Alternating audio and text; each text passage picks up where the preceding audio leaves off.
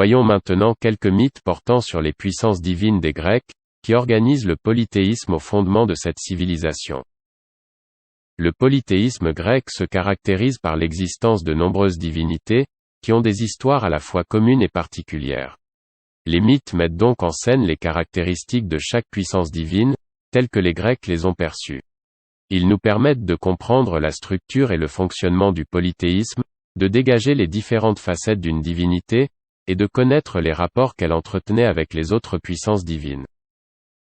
Chaque communauté politique a son propre panthéon, c'est-à-dire un groupe précis de divinités auxquelles elle rend un culte, et la composition de ce panthéon change au cours du temps, par l'abandon ou l'adoption de divinités et de cultes. Par nécessité, je me limite ici à un petit nombre de récits, à des cités et à des occasions de culte particulières, sans pouvoir rendre compte de toute la richesse et de toute la complexité du paysage mythique des divinités grecques, qui est plus que foisonnant. Pour connaître les histoires des dieux, nous disposons de nombreux textes au premier rang desquels se trouvent l'Iliade et l'Odyssée, deux épopées attribuées à Homère, déclamées par les Aèdes, poètes et récitants, devant un public d'Aristoï, les meilleurs, réunis notamment à l'occasion de banquets, et les hymnes chantés lors de fêtes, parmi lesquels les hymnes homériques ou les épinichets du poète Pindare, sans oublier le véritable trésor que constituent les métamorphoses d'Ovide. L'Iliade et l'Odyssée d'Homère. Ces épopées ont été mises par écrit au 8e et 7e siècle avant Jésus-Christ, après avoir été déclamées, ou plus précisément chantées, durant plusieurs générations sans doute. Elles sont attribuées à un auteur appelé Homère, dont la tradition nous dit qu'il est né en Asie mineure et qu'il était aveugle. Ces deux épopées ont pour thème principal, l'une la guerre de Troie, l'autre le retour d'Ulysse après la guerre dans son île d'Ithaque. Elles étaient connues de tous les Grecs qui étaient capables d'en réciter de grands morceaux, et les enfants apprenaient à lire en découvrant ces histoires. L'Iliade et l'Odyssée contiennent de nombreuses histoires des dieux, et offrent la description de la vie des divinités dans l'Olympe. Une deuxième source est constituée par les hymnes, qui sont chantés lors des cérémonies religieuses. L'hymne constitue un don, agalma, offert au Dieu, acte de dévotion destiné à le charmer et à obtenir une réponse favorable, mais en même temps, il définit la nature et les prérogatives du Dieu auquel il s'adresse. D'abord destinés à une exécution orale, ces hymnes ont été mis par écrit pour des raisons sans doute différentes selon les lieux, et forment ensuite un corpus de référence à la disposition d'une communauté. Devenus textes, ils entrent dans des recueils, devenant par là une pièce de la construction d'un certain polythéisme au gré du collectionneur. L'ensemble des hymnes homériques est l'un de ces recueils. Le qualificatif d'homérique ne signifie pas qu'Homère en est l'auteur, mais classe ces poèmes dans le genre épique d'un point de vue formel. 33 poèmes de taille inégale et écrits à des époques diverses, de la fin du 7e siècle avant Jésus-Christ au 4e siècle de notre ère, nous sont ainsi parvenus. Chacun est dédié à une divinité, hymne à Déméter, Apollon, Hermès. Les hymnes peuvent raconter la naissance de la divinité, Apollon ou Dionysos, et des épisodes de l'histoire du dieu. Ils contiennent également des récits étiologiques, commentant les causes, qui expliquent la fondation d'un sanctuaire, l'institution d'un rite, les raisons de l'existence d'une statue objet de culte. L'hymne est donc intégré dans le rituel, mais rares sont les cas où la place exacte de sa performance est connue. On trouve néanmoins cette indication dans l'hymne à Apollon, vers 169 à 173, il y a le grand prodige dont la renommée ne périra jamais. Les filles de Délos, servantes de l'archer. Après avoir d'abord célébré Apollon, puis ensuite Leto et l'archère Artémis, elles pensent à leur gloire, en charmant les familles humaines. C'est au cours du 7e siècle avant Jésus-Christ dans l'île de Lesbos qu'apparaissent les premiers poèmes chantés en solo, des monodies. Les auteurs en sont Terpendre, Alcée, Sappho. Les mythes étaient aussi chantés dans la poésie chorale comme celle de Stésichore, un poète de Sicile. La performance poétique est là encore une offrande pour les dieux. D'une manière générale, l'hymne est donc un instrument de communication à la fois avec le Dieu et avec les fidèles. L'importance sociale et historique des chants rituels exécutés par les chœurs est en effet reconnue. Parmi les sources importantes pour connaître les mythes, se trouve Pindare, poète qui vécut en Béotie à la fin du 6e siècle et au début du 5e siècle avant Jésus-Christ. Il écrivit des épinichets, poèmes en l'honneur des vainqueurs au concours panhellénique, regroupés en 4 recueils qui fourmillent de mythes, les Olympiques, les Isthmiques, les Pythiques et les Néméennes, du nom de 4 grands concours. L'ode est chantée par un chœur avec un accompagnement de flûte ou de lyre. Chez Pindare, l'éloge des athlètes vainqueurs à une épreuve du concours est indissociable d'un hymne aux dieux et aux héros. Dans la deuxième olympique, par exemple, le poète se demande: quel dieu, quel héros, quel homme chanterons-nous? Le poème chante d'abord les dieux olympiens, qui accordent le succès à l'athlète et le don du chant au poète. Puis le héros, dont la gloire ancienne est rappelée à l'occasion de la victoire présente. Enfin, le vainqueur destinataire de l'hymne, qui va immortaliser son exploit en faisant la louange. Le mythe crée ainsi un pont entre le présent de la victoire et le passé légendaire. Le héros du mythe, tel Pélops dans la première olympique, apparaît comme le double du vainqueur, Hiéron de Syracuse. C'est pourquoi la poésie de Pindare a une vocation publique, tant par le lieu et l'occasion de sa récitation que par les thèmes véhiculés, qui dépassent l'individu et sa victoire pour tresser la louange d'un système aristocratique, où les grandes familles sont à la tête des cités. De son côté, Ovide est un poète latin qui vécut de 43 avant Jésus-Christ à 17 après Jésus-Christ. Ce contemporain de l'empereur Auguste a réuni dans un recueil intitulé « Les Métamorphoses » de très nombreuses histoires concernant les dieux grecs, et c'est pourquoi cette source tardive se présente comme une somme sur les mythes hellènes. Homère est notre plus ancienne source pour connaître la vie des dieux olympiens en tant que groupe. En effet, l'Iliade et l'Odyssée fourmillent de remarques et notations sur la vie quotidienne des dieux, pour reprendre le titre d'un livre de Marcel Detienne et Julia Sissa. Situer l'Olympe est impossible. Une montagne en Grèce porte bien ce nom, mais les allusions à la demeure des dieux la situent également dans le ciel. L'Olympe est tantôt entouré d'épais nuages, tantôt un lieu baigné de lumière. En somme, l'Olympe constitue bien un monde imaginaire. Dans l'Olympe, les dieux forment une communauté autour de Zeus. Ils se nourrissent de nectar et d'ambroisie, et dans leurs veines coule un liquide blanc, l'ichor. Ils se rassemblent à l'occasion de banquets et leur vie est agréable, loin des tracas que leur causent les hommes. Ainsi, quand Apollon arrive dans l'Olympe, Zeus, son père, lui tend une coupe de nectar. Lorsque les divinités rencontrent quelques désagréments sur terre, c'est dans l'Olympe qu'elles viennent se réfugier. Aphrodite par exemple, est allée parmi les hommes pour protéger son fils aîné qui combat du côté des Troyens contre les Achéens, lors de la guerre de Troie.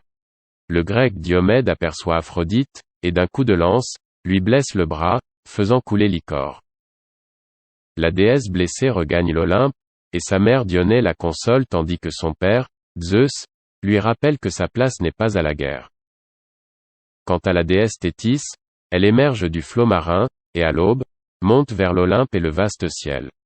Elle y trouve le Cronide à la grande voix, assis à l'écart sur le plus haut sommet de l'Olympe aux cimes sans nombre. Elle s'accroupit à ses pieds, de sa gauche saisit ses genoux, de sa droite le prend au menton, et suppliante, parle à sire Zeus, fils de Cronos. Thétis vient demander à Zeus, de venger l'affront fait à son fils Achille par les Achéens. Elle a pris la posture habituelle chez les Grecs du rituel de supplication pour mieux le contraindre. Mais l'Olympe est très souvent un lieu de conflit entre divinités, la raison en étant bien souvent les hommes, au moins dans l'Iliade. En effet, les dieux se partagent sur le soutien à apporter aux belligérants de la guerre de Troie. Les uns soutiennent les Troyens, Apollon, Arès, Aphrodite et Artémis, les autres les Achéens, Poséidon, Athéna, Héra, Hermès et Héphaïstos. Zeus oscille entre les deux camps, et tente d'imposer à sa famille divine un principe de non-intervention, celui que je verrai quitter les autres de son chef pour aller secourir les Troyens ou les Danéens, autre nom des Achéens, regagnera l'Olympe avec des bosses plein le corps, ou je le jetterai tout droit aux brumes du Tartare, menace-t-il. Cela n'empêche pas les divinités d'enfreindre les ordres de Zeus, au moins temporairement. Poséidon soutient les Argiens, qui sont des Achéens, jusqu'au moment où Zeus envoie la messagère Iris lui demander de cesser le combat, et de retourner dans le domaine qui lui est propre, la mer. Il s'exécute, non sans avoir menacé Zeus de lui vouer une haine éternelle. Ailleurs, Athéna et Héra sont sur le point de monter sur leur attelage pour secourir les Danéens, quand Zeus les arrête par la voix d'Iris encore. Et l'on a vu sur le champ de bataille Aphrodite aux côtés d'Énée. Le soutien porté aux hommes n'est pas la seule cause de conflit dans l'Olympe. Zeus et Héra forment en effet, un couple divin très porté aux querelles. Héra provoque son époux, le couvre d'injures ou use de toute sa ruse pour le berner. Zeus est capable d'une grande violence quand la colère le prend. Il s'adresse ainsi à Héra. « Et si je te rouais de coups ? Tu te souviens du jour où je te laissais pendre en l'air avec 2 enclumes aux pieds, et les mains ligotées par une épaisse chaîne d'or ? Tu pendais en plein ciel. Les autres dieux avaient beau gronder dans le vaste Olympe, ils ne pouvaient te secourir. » Héra de son côté poursuit de sa haine les conquêtes de Zeus et leur progéniture, comme Héraclès et Dionysos. Des différends surgissent également entre d'autres divinités. Ainsi, l'Odyssée rappelle comment Héphaïstos s'est vengé du couple glamour, que formaient son épouse Aphrodite et Arès en les emprisonnant dans un filet, pour la plus grande joie d'autres immortels. La famille des dieux dans l'Olympe n'est donc pas un monde irénique. Sans compter qu'en dehors de l'Olympe, les dieux ont leur propre destinée, comme nous le montrent les hymnes homériques, véritable vivier de mythes où je puise les quelques ensembles suivants. Prenons comme premier exemple le groupe de mythes autour d'Apollon. L'hymne à Apollon est complexe. Il rassemble 2 hymnes indépendants. Le premier, appelé hymne d'Élien, est lié à la naissance du dieu à Délos et il est écrit au 7e siècle avant Jésus-Christ. Le second, ou suite pythique, a trait à la fondation du culte du dieu à Delphes, et il est écrit plus tard. Le rassemblement des 2 hymnes date de la fin du 6e siècle. L'hymne a sans doute été chanté lorsque le tyran Polycrate de Samos célébrait en même temps les fêtes pythiques et les fêtes déliennes. La naissance du dieu à Délos est ainsi racontée. Quand Illicie qui allège l'enfantement eut foulé le sol de Délos, Léto fut à l'instant saisi par les douleurs et eut le désir d'enfanter. Jetant ses bras autour du palmier, elle enfonça ses genoux dans l'herbe tendre, et sous elle la terre sourit. Hors du sein maternel, il jaillit à la lumière, et toutes les déesses lancèrent des cris. C'est alors, Phoibos du Péant, que les déesses de leurs mains pures et sans tache te baignèrent dans une eau claire. Elles t'enveloppèrent dans du linge blanc, fin et tout neuf, et t'entourèrent d'une bandelette d'or. La déesse Thémis lui donne comme nourriture l'ambroisie et le nectar, puis l'enfant se dégage des bandelettes qui l'entravent et dit « Qu'on me donne ma lyre et mon arc recourbé, je révélerai aussi dans mes oracles les desseins infaillibles de Zeus. » La lyre et l'arc symbolisent les 2 modes d'action du dieu, la lyre, qui accompagne la parole, est l'instrument de la communication dans le monde des dieux, comme dans celui des hommes. L'arc est l'attribut du guerrier dans sa double fonction de protecteur et d'attaquant. Le mythe explique pourquoi le culte d'Apollon a été établi sur une petite île des Cyclades, dans la mer Égée. Délos est la seule île qui a accepté de recevoir Léto, quand elle a voulu accoucher. C'est pourquoi Apollon a un sanctuaire dans l'île, mais également Artémis sa sœur et Léto sa mère, ainsi qu'Illicie. D'autres mythes racontés à Délos ont une fonction étiologique. Ils expliquent pourquoi le rite de la danse des grues est pratiqué, pourquoi il existe un autel de cornes, ou encore comment les concours ont été institués par Thésée. Arrêtons-nous un instant sur ce que l'on appelle un mythe étiologique. D'une part, tout rite n'est pas expliqué par un mythe. Par ailleurs, il arrive qu'un mythe étiologique soit oublié ou altéré. Parfois encore, le récit n'explique qu'un détail du rituel. Le mythe de Prométhée explique le partage de la viande entre hommes et dieux à l'issue du sacrifice, mais pas l'ensemble du sacrifice. Parfois, au contraire, on a l'impression que le propos du mythe est de rendre compte de tous les détails d'un rituel. Ainsi l'hymne à Déméter détaille-t-il la fabrication du kaikéon, breuvage bu par les mystes lors des fêtes, les mystères, qui se tiennent à Éleusis, c'est un breuvage fait de mélange de farine, d'eau et de menthe. Mythes et rituels sont donc des phénomènes relativement indépendants. Ils entrent parfois en contact mais chacun est gouverné par ses propres lois. Pour le mythe, ce sont les lois de la narration. La fonction oraculaire du dieu Apollon, déjà annoncée dans le premier hymne, est développée dans la suite pythique. Apollon arrive sur le site de Delphes, tue de son arc le dragon femelle monstrueux, Dracaena, que le mythe associe à un autre monstre, Typhon, fils d'Héra, lui aussi tué par Apollon et qui pourrit sur place. Le lieu prend alors le nom de Pytho, dérivé du verbe pourrir, et Apollon porte l'épiclèse, épithète cultuelle, de Pythien. Apollon fonde là son temple.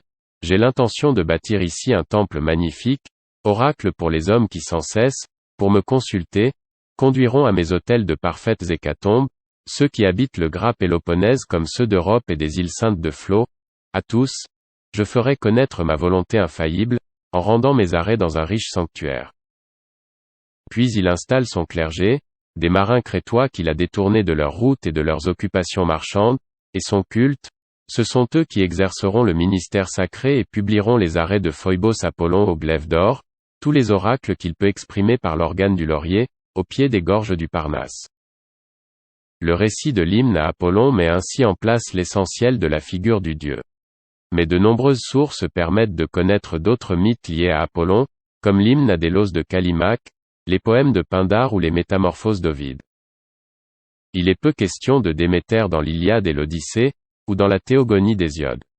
Mais un hymne qui lui est entièrement consacré relate son histoire mythique. Ce texte date de la fin du 7e siècle ou du début du 6e siècle avant Jésus-Christ, et il est l'un des plus anciens hymnes conservés. La trame du récit est connue. Déméter a eu une fille avec Zeus, du nom de Corée. Alors que la jeune fille cueille des fleurs dans la plaine Nysienne, un nom de lieu, avec ses compagnes, elle est enlevée avec violence par Hadès qui veut en faire son épouse aux enfers, avec le consentement de Zeus. Pendant 9 jours, Déméter erre à travers le monde à la recherche de sa fille.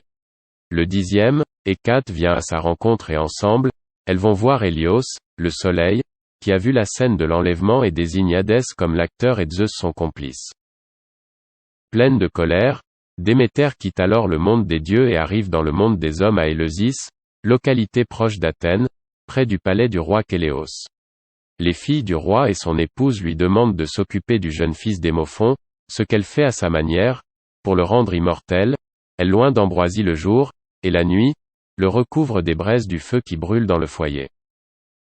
La mère de l'enfant, Métanire, découvre ces gestes sans en comprendre le sens, et elle en est terrifiée. Déméter doit quitter le palais, abandonnant Démophon à son statut de mortel. Mais auparavant, elle enjoint aux habitants d'Éleusis de lui consacrer un sanctuaire, où elle leur enseignera ses rites. Son errance reprend. Déméter en deuil empêche la terre et les hommes de porter des fruits, les sacrifices aux dieux cessent, et ceux-ci à leur tour sont menacés.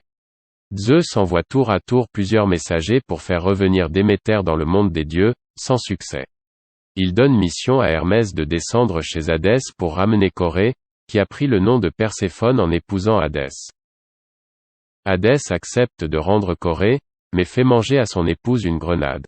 Elle devra revenir vivre auprès de lui un tiers de l'année. Déméter retrouve sa fille, permet à nouveau la fertilité sur terre, enseigne aux hommes d'Éleusis, parmi lesquels Triptolème, les rites, qui doivent rester secrets, des mystères. Des éléments de ce mythe se retrouvent chez plusieurs auteurs. L'hymne à Déméter de Callimaque raconte quant à lui une toute autre histoire, celle d'Érisirton, nous y viendrons. Le mythe de l'hymne à Déméter est d'une très grande complexité, et a donné lieu à de très nombreuses explications. Parmi les thèmes majeurs, je relève celui du rapport d'intimité et d'affection entre une mère et sa fille, sentiment que l'on voit peu souvent exprimé dans la poésie archaïque, et aussi celui de la violence.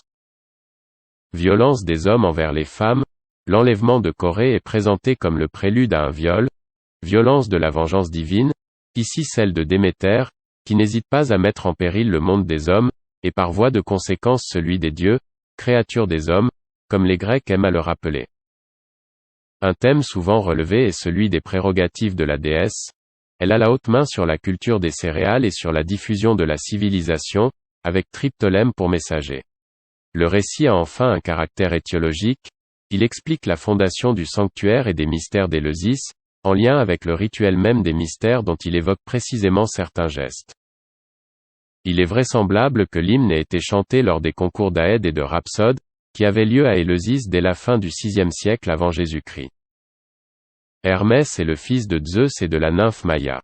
L'hymne homérique qui lui est consacré, de la fin du 6e siècle, décrit les étapes de son accession au statut d'immortel, alors qu'il n'était qu'un bâtard, et comment sa part d'honneur, Timée, lui est remise par Zeus.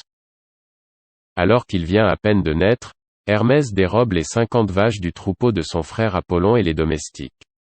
Puis il invente le feu et sacrifie 2 bêtes de façon non conforme au sacrifice sanglant traditionnel, la tusia. Des chairs des animaux sacrifiés, il fait 12 parts, comme au temps de dieux olympiens, et ne consomme pas les viandes, se plaçant ainsi du côté des dieux. Apollon, courroucé par tant d'audace, promet le pire des châtiments au jeune voleur, le lier de liens inextricables au fond du Tartare. Zeus propose alors un accord aux deux frères et un partage de leurs attributions. Hermès va finalement échanger la lyre qu'il a fabriquée avec une carapace de tortue contre une partie du troupeau d'Apollon. Pour fabriquer cet instrument, Hermès fait preuve de grande qualité technique, il a l'intelligence et le savoir-faire caractéristique de l'artisan, cette métis si prisée des Grecs. La lyre charme Apollon par une sonorité à laquelle le dieu ne peut pas résister, lui qui est le maître par excellence de la musique. Par cet échange en bonne et due forme, Hermès montre la voie du contrat aux hommes, et laisse présager de sa fonction de dieu des échanges et du commerce. Ce récit n'est pas le seul à mettre en scène Hermès. D'autres insistent sur son caractère de médiateur, de divinité qui accompagne les passages, le voyage, le mariage, passage entre deux maisonnées, oikos, la mort, passage entre deux mondes. Mais l'hymne à Hermès est un des exemples de l'extraordinaire plasticité du récit mythique, capable de rendre compte de gestes aussi fondamentaux, que le frottement de deux branches de gâtillier pour faire jaillir le feu, ou la domestication d'animaux jadis sauvages. C'est un texte hautement polysémique, qui attire la sagacité des commentateurs, et permet à chaque génération de chercheurs de proposer une nouvelle lecture. Cet hymne a été chanté lors des fêtes en l'honneur d'Hermès, il a ainsi été un acte de parole avant de devenir une œuvre littéraire, de sorte qu'il faut tenir compte des circonstances de l'événement et de l'énonciation qui lui sont propres, chanteur, public, pour comprendre sa fonction de discours religieux. Dionysos, fils de Zeus et de Sémélé, il est deux fois né. Sa mère Sémélé, pour avoir voulu voir son amant dans toute sa gloire, est morte foudroyée. Zeus a sauvé l'enfant et l'a placé dans sa cuisse, d'où il naîtra avec le statut de divinité. 3 hymnes différents lui sont consacrés. Le premier raconte l'enlèvement de Dionysos jeune homme par les pirates Tyrrhéniens. Aussitôt les prodiges se succèdent, du vin se répand sur le vaisseau, un pampre pousse jusqu'en haut de la voile, et du lierre s'enroule autour du mât. Puis le dieu devient un lion effroyable, et un ours le rejoint. Terrorisés, les marins sautent à la mer et sont transformés en dauphins. Mais Dionysos épargne le pilote, auquel il révèle son identité divine. On n'a conservé que des fragments des 2 autres hymnes. Dionysos à sa naissance est recueilli par Ino, la sœur de Sémélé. Elle l'élève déguisé en fille pour lui permettre d'échapper au courroux des rats, qui poursuit de sa haine tous les enfants adultérins de son époux Zeus. Les récits mythiques lui font parcourir la Grèce et l'Orient, raison pour laquelle toute une tradition historiographique depuis le XIXe siècle en a fait un dieu non grec, venu d'ailleurs. On insiste plus volontiers aujourd'hui, sur la figure d'un dieu qui abolit les frontières quelles qu'elles soient. Entre la femme et l'homme, entre l'humain et le bestial, entre le vivant et le mort, et qui révèle la part d'altérité que chaque individu porte en lui. Parmi les nombreux récits portant sur Dionysos, arrêtons-nous sur celui qu'Euripide met en scène dans les Bacchantes, pièce qui fut jouée en 405 avant Jésus-Christ à Athènes. Les Bacchantes désignent les femmes qui accompagnent la divinité dans ses rites. Voici l'histoire. Dionysos revient dans la cité de sa mère, Thèbes en Béotie, cité dont les femmes, et en particulier les sœurs de sa mère, refusent de lui rendre un culte. Il frappe alors ces femmes de mania, une sorte de délire qui les fait sortir de leur maison et de la cité, pour aller vivre dans les montagnes. Le roi de Thèbes, Panthée, décide d'aller épier ces femmes. Il est incité par Dionysos lui-même, qui a pris les traits d'un prêtre, à se déguiser en bacchante et à monter sur un grand pin, d'où il pourra surveiller les gestes des femmes. Alors que les agissements des Thébaines ainsi libérées des contraintes de la vie en cité n'ont rien que d'exemplaires, elle réinvente un âge d'or où monde animal et monde humain vivent en bonne harmonie, l'irruption de Panthée dans un lieu où il n'a pas sa place précipite le drame. Les femmes, dont sa mère Agavée, le prennent pour un animal qu'il faut chasser, et égarées par la lussa, un accès de rage frénétique, elles s'en saisissent, le démembrent et reviennent en ville, Agavée portant la tête de son fils au bout de son thyrse, bâton entouré de feuilles de vigne et de lierre, surmonté d'une pomme de pin, emblème des Bacchantes. En ville, elles sont accueillies par 2 vieillards, Cadmos, le père de Sémélé, et Tirésias, un devin, 2 sages qui ont compris qu'il fallait faire une place au nouveau dieu et accepter son culte. il montre aux femmes leur horrible méprise. Ce mythe a suscité de très nombreuses études, parmi lesquelles celle de Jean-Pierre Vernant, qui y voit l'expression du refus de l'autre. Le retour de Dionysos chez lui, à Thèbes, s'est heurté à l'incompréhension, et a suscité le drame aussi longtemps que la cité est demeurée incapable d'établir le lien entre les gens du pays et l'étranger, entre les sédentaires et les voyageurs, entre sa volonté d'être toujours la même, de demeurer identique à soi, de se refuser à changer, et d'autre part, l'étranger, le différent, l'autre. Ce mythe, tel qu'il est retravaillé dans la tragédie d'Euripide à Athènes au 5e siècle avant Jésus-Christ, oppose la sérénité et la piété des célébrants d'un culte à la folie meurtrière de ceux qui s'y opposent. Autour de la figure de Dionysos, il pose la question, sinon de l'intolérance, du moins de l'attitude autoritaire d'une cité et de son chef vis-à-vis d'un culte nouveau. Or, la toute-puissance de la divinité rend dérisoire un tel comportement, et le polythéisme grec est accueillant. Au moment où cette tragédie se joue à Athènes, la cité intègre des cultes nouveaux dans son calendrier. Parlons maintenant de Zeus. Il a déjà été beaucoup question de ce dieu, acteur de la lutte contre les titans et vainqueur de son père Cronos, chef reconnu des dieux olympiens, qui incarne à la fois la puissance destructrice par la foudre et le pouvoir royal. Un autre aspect de sa personnalité divine est sa propension, sinon à la polygamie puisqu'il n'a qu'une épouse à la fois, nous l'avons vu, du moins à une sexualité aussi florissante que revendiquée. Dès Homère, Zeus paraît installé dans la figure de l'amant, procréateur fier de ses conquêtes et de sa descendance, qui, à la manière d'un Don Juan, établit le catalogue de ses conquêtes et cela, comble de délicatesse, au moment de faire l'amour avec son épouse Héra. La scène célèbre se trouve dans l'Iliade. Héra a revêtu tous les atours de la séduction, avec de l'ambroisie, elle a gommé son corps de toute souillure, l'a oint d'une huile parfumée, a tressé ses cheveux en natte luisante, a pris soin de revêtir une robe, ouvrée par Athéna, qu'elle agrafe sur sa gorge avec des attaches d'or. Elle couvre sa tête d'un voile blanc comme le soleil. Elle demande et reçoit d'Aphrodite le ruban brodé où résident tous les charmes. Tendresse, désir, entretien amoureux. Quand Zeus l'aperçoit, l'amour enveloppe son âme. Il lui parle. Que lui dit-il? Livrons-nous sur cette couche au plaisir de l'amour. Jamais pareil désir d'une déesse ou d'une femme n'a pénétré si fort mon âme et dominé mon cœur, non, même pas quand j'aimais l'épouse d'Ixion qui engendra Pirithos, pour le conseil égal aux dieux, ou Danaé aux fines chevilles, la fille d'Acrisios, qui engendra Persée glorieux entre tous héros, ou de la fille de l'illustre Phénix qui me donna pour fils Minos et le grand Rhadamante.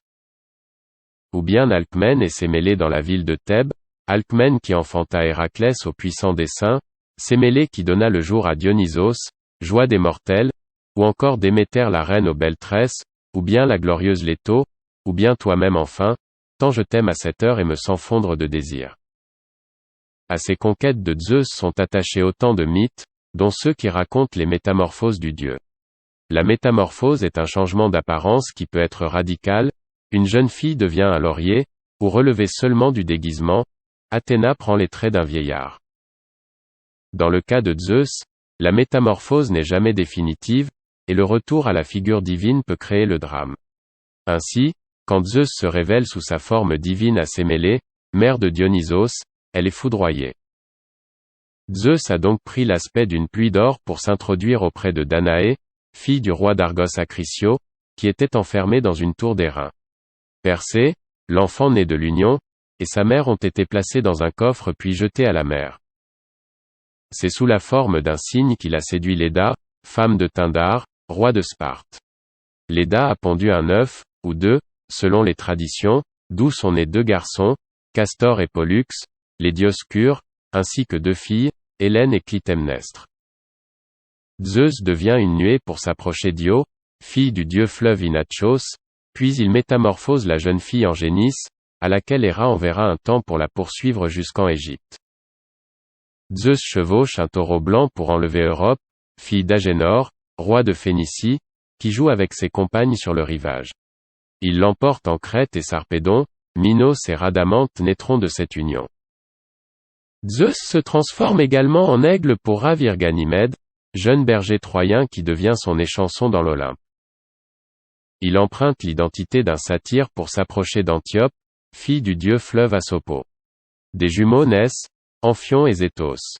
Et ils se métamorphosent en Artémis pour séduire Callisto, nymphe d'Arcadie, fille du roi Lycaon.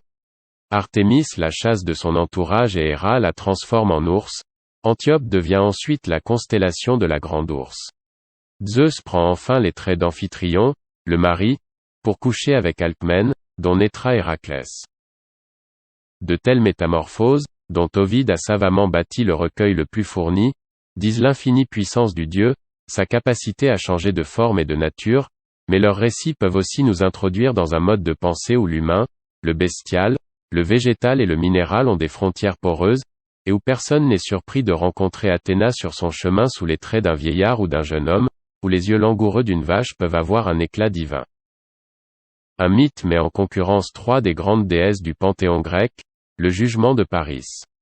Le fils de Priam, roi de Troie, est en effet contraint à prendre le rôle du juge dans un concours, Eigon, de beauté entre Aphrodite, Athéna et Héra. L'histoire est connue depuis l'Iliade. Le texte d'Apollodore en fait une synthèse. Plus tard, Alexandre, appelé Paris, enlève Hélène selon certains par la volonté de Zeus, qui voulait que sa fille eût la gloire d'avoir provoqué la guerre entre l'Europe et l'Asie, ou bien comme d'autres l'ont dit pour que la race des héros fût célébrée. Pour cette raison, Éris jette devant Héra, Athéna et Aphrodite une pomme destinée à la plus belle. Zeus ordonne à Hermès de conduire les déesses à Alexandre, sur l'Ida, pour qu'il soit leur juge. Elles promettent à Alexandre de lui faire des présents. Héra, s'il la préfère à toutes, de lui donner la royauté sur tous les hommes, Athéna de lui donner la victoire à la guerre, Aphrodite de lui donner la main d'Hélène. Il décide en faveur d'Aphrodite et, avec des navires construits par Phéréclos, il fait voile vers Sparte. L'histoire telle qu'elle est racontée par Apollodore, ne donne aucune indication sur la beauté des trois déesses, dont Paris doit pourtant être juge pour remettre la pomme. Elle insiste en revanche sur les cadeaux qu'elles offrent, et qui correspondent à ce que l'on croit savoir des fonctions de chacune d'entre elles. Héra, épouse de Zeus, détient la royauté. Athéna, fille de Zeus et de Métis, a parmi ses prérogatives la guerre. Aphrodite, en proposant la main d'Hélène, reste dans le domaine qui lui est traditionnellement attribué, celui de la passion amoureuse et de la beauté. Mais d'autres textes permettent d'entrevoir les types de beauté qu'incarnent ces déesses. Elles sont de haute stature, et éblouissent à tel point que les regarder est dangereux. Héra et Aphrodite ajoutent à leur beauté naturelle le soin qu'elles portent à leur corps, à leurs vêtements, à leur parure, à leur parfum. Quand elles se préparent à des rencontres amoureuses, dans l'Iliade pour Héra qui veut séduire Zeus, dans l'hymne à Aphrodite pour Aphrodite qui est prise de passion pour Anchise, toutes les étapes et tous les détails de ces multiples formes d'embellissement sont donnés. Aphrodite connaît de plus l'usage des charmes amoureux et des paroles persuasives.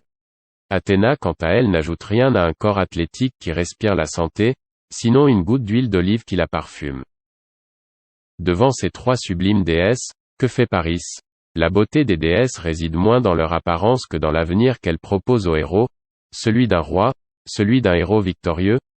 Mais Paris n'est ni Hector ni Achille, la mort héroïque ne le fait pas rêver. Il choisit Aphrodite pour la promesse qu'elle lui offre de vivre avec la plus belle des femmes. Le prix de beauté qu'il lui décerne ne lui est pas vraiment destiné.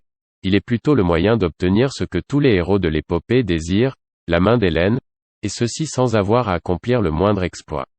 Le choix de Paris est peut-être le seul raisonnable, si l'on oublie la guerre de Troie. Ainsi, les mythes présentent le monde des dieux comme un ensemble organisé, qui a sa logique et sa finalité, tout le contraire d'un chaos, un monde créé par les récits des hommes à l'image des multiples aspects de leur culture.